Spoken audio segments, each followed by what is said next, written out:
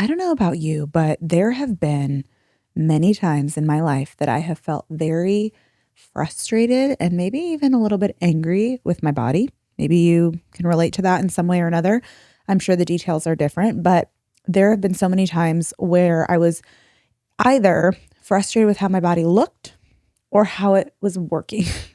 And, I think back to different times that I felt that way. And I realize now, and I wrote about this in Be Good to Your Body, I realize now that when I was frustrated with the way it looked or the way it was functioning, the form or the function, I was so much more likely to start treating my body as if it were a problem to fix or a project to work on rather than a gift from God. How we view our bodies, whether we view them wrongly or rightly, greatly influences the way that we treat them, the things that we do, the decisions we make, the disciplines we take on. And while, disciplines or decisions or protocols we follow or supplements we take or workouts we do may look good and disciplined and great on the outside, really like the Lord knows our hearts, and sometimes something that can look like it's just, you're just eating healthy or you're just working out or whatever. And I had to learn personally, probably the hard way, that when I view my body through the lens of this is a problem, I need to fix it, or this is a project to work on, more so than this is a gift from God, hard, like full stop, right? The things that I may do, the efforts I may make, the decisions I might, make, the things that I implement, the habits I implement, those can quickly spiral from trying to support my body and my health and my well-being to punishing my body and restricting my body and actually like trying to control the outcomes of things, trying to control everything, really. And so I just figured it would be worth having a conversation about this because I think in one way or another, we've probably all slipped into that. And maybe, right now, subconsciously, you may be believing that lie that your body needs to be fixed, that it's a problem to be fixed, versus a gift to be stewarded, if that makes sense. And so that's kind of what I want to talk about today. It'll be short and sweet, but it's kind of the foundation for Be Good to Your Body, because I don't believe that we can truly be good to our bodies unless we believe that our bodies are good gifts from God.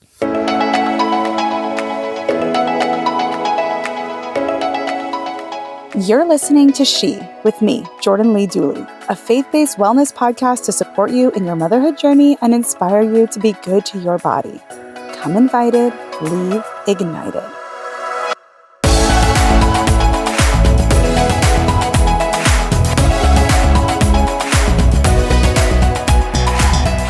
So let me do a little story time first to just fill in some context. And I write about a lot of this in Be Good to Your Body, but I'll give you kind of the 30,000 foot view spark notes of this story. So back in college, I got really into fitness because I wanted to lose weight. Did I need to lose weight? No. Of course, there are obviously, depending on your, everybody's situation is different. But I think there's a lot of women who want to lose weight because that is like the thing to do, or it sounds good when it's like, is that actually what your body needs? For me at the time, that was definitely not what my body needed. But as a 19-year-old, college girl who saw all these beautifully fit, skinny women all around me, I wanted to be as lean as humanly possible, even though I was at a healthy weight. And so I got really into over exercising. Literally, like there were some days where I would be studying and, busy all day, and I would get to 10:30 or 11 o'clock at night when I should have been going to bed, but would do a quick 30-minute HIIT workout in my room because that was the only time I had to work out that day. So I really pushed my body to the limits from a physical exercise standpoint. And on top of that, really strictly restricted calories, like caloric intake. Tried to eat super low calories, super low carb. And, hey, in some ways it worked. Like I lost a lot of weight that I, again, didn't need to lose, but I got really lean and I was really proud of myself until, flash forward 5-6 years from that. And my thyroid started struggling. My hormones were a mess. I had cystic acne everywhere, which I think was a combination of multiple things, not just the overexercising. It was various factors and things that I'd been exposed to. And it's not like there's only one cause. However, I really taxed my body in that season of several years of just over-exercising. And although after graduating college and getting married, I toned down some of the, excessive exercise and intentionally restricting calories, I still look back and realize how much I was under eating. Like I was absolutely not meeting my protein needs for a woman of my age at the time. I was over consuming caffeine for energy as opposed to food for fuel. I was doing a lot of greens and green salads, and nothing wrong with that, but it was lacking a lot of key nutrients, calcium, protein, things like that. And so anyway, once I got into my mid-20s and I started struggling a lot with not only cystic acne and, fatigue and hormone imbalance and mood swings and kind of pretty bad PMS symptoms, but also then fertility issues and recurrent miscarriages, I was so annoyed at my body. Like I was so angry, and I wasn't so concerned with the form and how like lean I was or how it looked, but I was more concerned with the function. And I felt like my body is not functioning properly. I should not have this cystic acne as a full-blown adult. I should be able to carry a baby. Like I'm so confused. And so this kind of triggered another season of trying to fix my body, except this time it had more to do with how it was working versus how it looked. And in that journey, I feel like that's when God kind of got a hold of me. Even though I've been a believer this whole time, somewhere along the way, I felt like he kind of stopped me in my tracks and was like, you are trying to like fix something and you're viewing your body as a problem to solve versus a gift to steward. And I think slowly, it was just kind of over time, he slowly kind of broken beliefs that I had just about how I was viewing my body, how I was viewing the way that I care for it, because from the outside looking in, it looked like I was just somebody who really cared about health and wellness and fitness or, clean living or whatever it is. And those are all good things. Like, it's not that the disciplines themselves are necessarily the problem. It's the heart posture from which they come, right? And the heart posture, it can be very subtle, but the shift that can occur when you go from, I just want to, do my best to support my body and, give it the things it needs to thrive and heal and be able to function optimally, it can really quickly shift into extremism or obsession or even turning the body and any, health and wellness type of disciplines you have into an idol, into a god. More so than you trust God with the process. And so that was really kind of just through my 5+ year wellness journey. I'd say a couple years in, I had found myself being like, wait, this feels oddly familiar. Like I'm really restricting again, even though I'm doing it not so much because I'm trying to lose weight, but because I'm trying to fix something in my body, right? I'm restricting all these major food groups in the name of healing, although I wasn't really seeing much improvement at the time, and really focusing so much on that and not so much on like, what does my body need and how can I give it more good things? How can I give it the good things God made? And so just as that journey kind of unfolded, I felt like that's where the Lord kind of started putting it on my heart. Like your body is a gift, not a project or a problem to fix. And I share that because that kind of, like I said, laid the foundation for this concept of be good to your body. Because for a while, I think, especially early on in my like healing or health journey, whatever you want to call it, as I was going through fertility stuff and skin struggles and all of the things, for a while, I really do think that I thought like I was trying to be perfect to my body. Like I felt like my body was so imperfect and so messed up because it wasn't doing what I wanted it to do that I was like trying to control everything and not allowing God to control anything or not like loosening my grip to trust him with anything. And B, it was kind of, you can quickly shift from trying to support and, take care of your body into like restriction and almost like punishing your body. And so that was kind of what happened for me. And I thank the Lord for his grace in that, because I do think just through different conversations and things that he taught me through people, through friends, through mentors, through even guests I had on my podcast that I, interviewed or learned from, as well as just spending time with him and growing and struggling and wrestling over time. I felt like he just continually had to put this truth back in my mind of like, it's not perfect, but it is a gift and it needs to be treated as such. And so all of that said, it was kind of an unlearning of, I didn't even realize how much I had kind of like embodied this lie, that when your body's not doing something right or it doesn't look how you like or whatever. This is where it gets so tricky, because seeking clarity, seeking answers, trying to find root causes is a good and noble and worthy thing to do, right? Versus just slapping a Band-Aid on it or taking a pill and calling it good.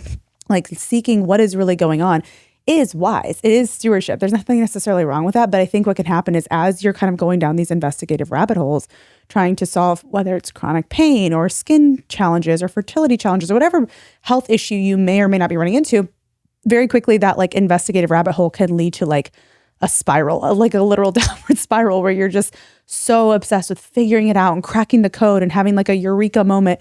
And what can be so frustrating is sometimes you don't get that, or you don't get that completely. You don't get that, oh, this is it. Or it takes a while. It takes longer than you thought, or you find it and you start, addressing it with lifestyle or changes. And those are good things to do. But I think like our impatient nature and also just our sinful nature makes us want to be like resentful toward our body, if that makes sense. And so that's something I just want to encourage you to think about in your own journey, wherever you are, whether you're on a fertility journey, or maybe you have had some symptoms postpartum, or maybe you've had chronic pain or a chronic illness that you've been fighting, or maybe you've had some skin challenges or hair, whatever you have going on or have had going on. I just kind of want to encourage you to reflect on, have I been viewing, not even like, don't even think about the specific disciplines or swaps or changes or whatever you've done or made or whatever. Just kind of think, like, just pause for a second and think, have I been viewing my body primarily as a project to work on or a problem to fix? Or have I been viewing my body as a God-given gift?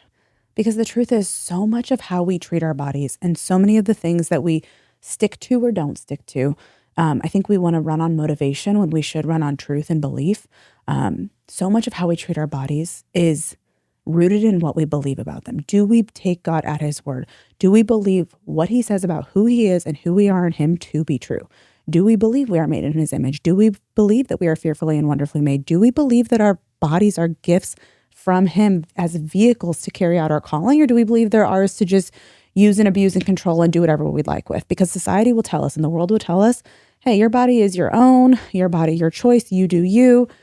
And that can really quickly lead to not caring for our bodies well. It can lead to, I would say, even like idolizing our bodies and picking them apart and potentially harming them. And that's where we really miss the mark, So I really just want to encourage you to reflect on how have I been viewing my body as of late?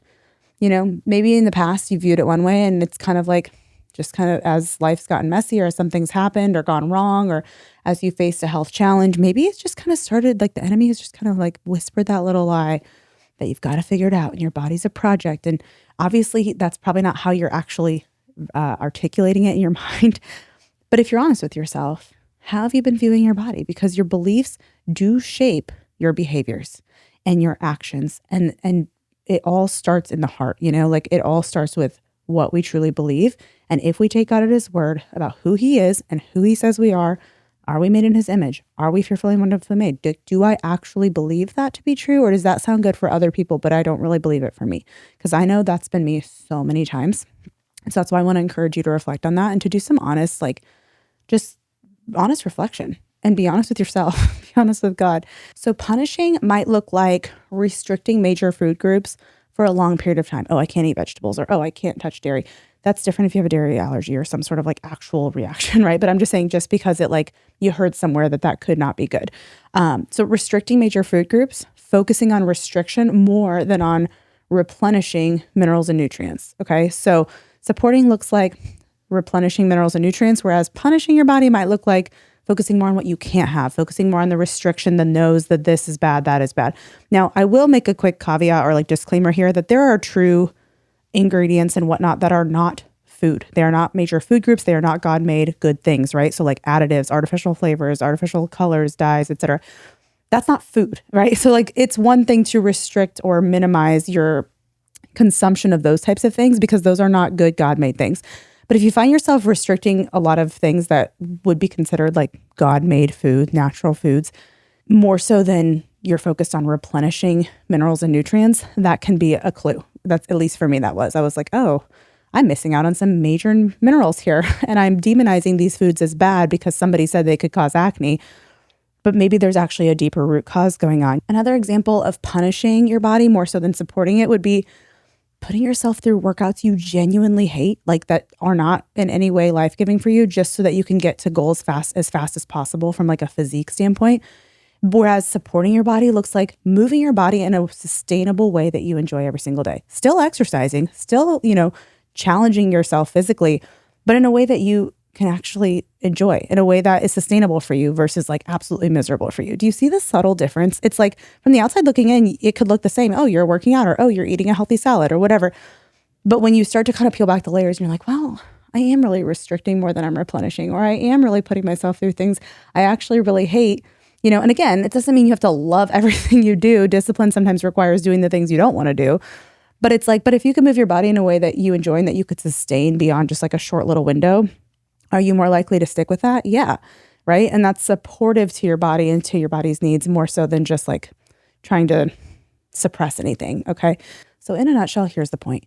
Being able to be a good steward of the body that you've been given as a vehicle to carry out your calling on this side of heaven begins with your belief and what you believe to be true. Even when there's something about it that you may not be totally thrilled with or might be completely unhappy with, even if there's a feature you don't love or a goal that you have for weight loss or something like that, or even something from a functional standpoint that just isn't working quite right. Maybe you're dealing with acne, maybe you're struggling with fertility, maybe there's a pain that you're dealing with, whatever it might look like, it still comes down to belief. So my challenge to you today is to ask God to show you if you are viewing your body more as a gift or more as a problem or a project to fix. And if it is more the latter, which we've all, I think, been guilty of at some point or another, unintentionally or often unintentionally, I want you to consider one small shift you can make to start moving closer or more toward treating it like the gift that it is. To learn more about the She Podcast or get involved in our growing community, come hang out on Instagram at JordanLeeDooley or check out the show notes for each episode at jordanleedooley.com/show notes. Thanks for tuning in today, and until next time, stay rooted in faith and remember to do the small things to be good to your body daily.